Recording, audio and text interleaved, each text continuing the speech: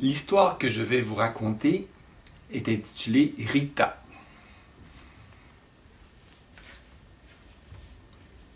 Rita habite dans une ferme.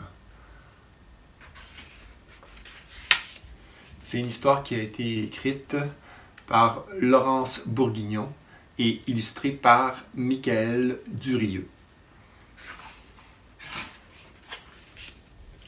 À la ferme, chacun avait son travail. Le coq réveillait les autres, les poules pondaient, la vache donnait du lait, le cochon mangeait des épluchures, le chat chassait les souris et la chèvre tondait l'herbe. Ils se seraient acquittés de leurs tâches avec plaisir s'ils n'avaient pas eu sans cesse Clébard sur le dos. Clébard, c'est le chien de la ferme. Clébard était le gardien de la ferme. Il était chargé de protéger tous les animaux. Et en effet, il ne les quittait pas de l'œil, toujours à les suspecter de ne pas travailler assez, ou assez vite. Dès l'aube, il surgissait dans le poulailler, réveillait le coq en sursaut, pressait les poules de pondre une demi-douzaine d'œufs pour l'omelette du petit déjeuner. Surgissait, ça veut dire qu'il apparaissait de façon inattendue.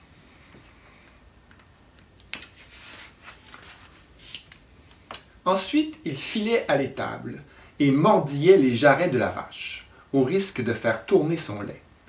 Il houspillait la chèvre dans son pré et poursuivait le chat autour de la remise en aboyant de toutes ses forces. Houspiller, ça veut dire disputer, chicaner. À la porcherie, il poussait le cochon vers son auge. « Allons, remuez-vous, au travail, bande de tire-au-flanc !» L'auge, c'est l'endroit où on met la nourriture pour les animaux. Un tire-au-flanc, c'est quelqu'un qui est paresseux, qui va pas assez vite. Il y avait quelqu'un à la ferme qui le mettait vraiment hors de lui. C'était une tortue qui s'appelait Rita.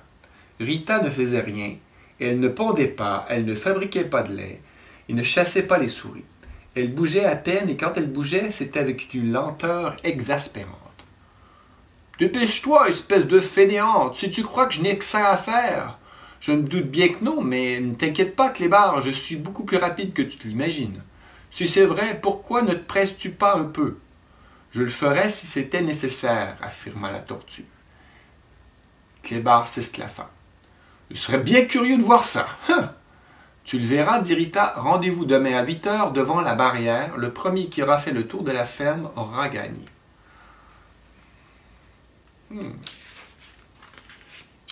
Rita s'éloigna vers le fond de la cour. Elle avait beaucoup de choses à faire avant le lendemain. Cependant, elle n'était pas inquiète. Un chien, c'était rapide, bien sûr, mais une tortue a d'autres qualités. D'abord, c'est bien plus malin qu'un chien. Et puis, comme une tortue est toujours aimable et gentille, tout le monde est prêt à se couper en quatre pour lui rendre service. Couper en quatre, c'est une expression qui veut dire vraiment faire l'extra, donc vraiment faire plein de choses pour la personne.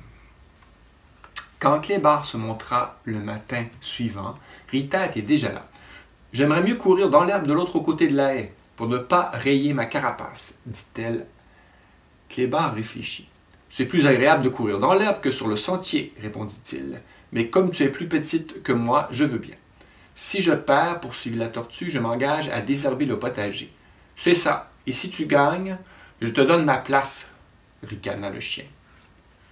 Ricaner, ça veut dire rire, comme ça, tu sais. « Ha ha, c'est ça, si tu gagnes, je te donne ma place. » Les deux animaux prirent le départ. Sans se presser, à la petite foulée, Clébard se dirigea vers le poulailler, qui était la première étape de la course. Le poulailler, c'est l'endroit où les poules pondent et dorment la nuit. Perché sur le toit, le coq surveillait la progression du chien. « Tu n'as pas pris un trop mauvais départ, lui cria-t-il. « Tu es en deuxième position. »« En deuxième position, c'est impossible, gronda Clébard. »« Rita, tu triches, aboya-t-il. Tu as pris un raccourci. Je t'assure que non. » Et la tortue de sa voix futée. « Je suis là, de l'autre côté. » Ah oui, regardez, elle est là. Elle n'a pas pris de raccourci. Plus loin, le sentier longeait le jardin d'agrément. Méfiant, le chien passait la tête entre les deux rosiers. Il se piqua le nez, mais il put voir le bout d'une carapace qui émergeait de l'herbe. Cette tortue était moins lente qu'elle n'en avait l'air. On voit Rita ici. Clébard se mit à courir un tout petit peu plus vite. Du haut de la remise du potager, le chat l'observait. « Rita est toujours en tête, miaou, dit-il au chien. Elle est en train de pousser son avantage, lança la voix flûtée. Clébard passa la tête entre les plants de choux, et en effet, il distingua la tortue tout au bout du potager. Grrr! Il était plus rapide qu'il ne l'imaginait. Quand on dit une voix flûtée, ça veut dire que c'est une voix haute, au perché, une petite voix. Il accéléra. Il n'allait tout de même pas laisser une tortue creuser l'écart. La chèvre qu'il avait vue venir s'approcha de la clôture. « Oh, c'est seulement maintenant que tu arrives. Mais Rita est passée depuis longtemps, ricana-t-elle. Clébard risqua un œil par-dessus la haie. Il vit la tortue disparaître au fond du pré. Cette tortue est d'une rapidité surprenante, mais elle n'a pas mon endurance. Je l'aurai sur la longueur, parce que moi, je sais ménager mon souffle, se dit-il. Il accéléra encore. La vache qui broutait leva la tête pour regarder passer. « Tu devrais te dépêcher. Rita a pris l'avance sur toi, et même beaucoup d'avance, fit au loin la voix flûtée. De l'avance, j'en fais mon affaire, aboya Clébard, sans ralentir un seul instant. Il se mit à courir vraiment vite. Ce n'était pas une tortue qui allait l'enfoncer tout de même. Au bout de la mare, le cochon se mit à rire.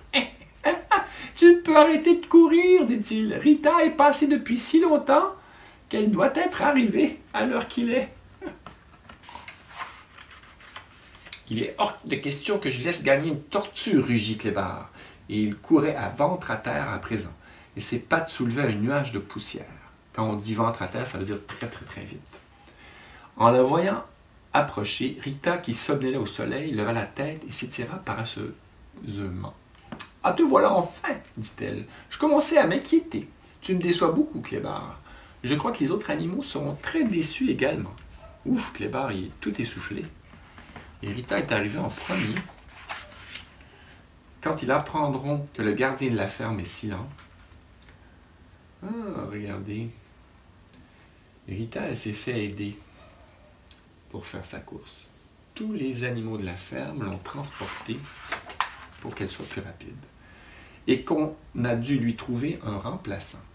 Regardez qui maintenant occupe la niche de Clébard. C'est Rita. Et voilà. Bonne journée.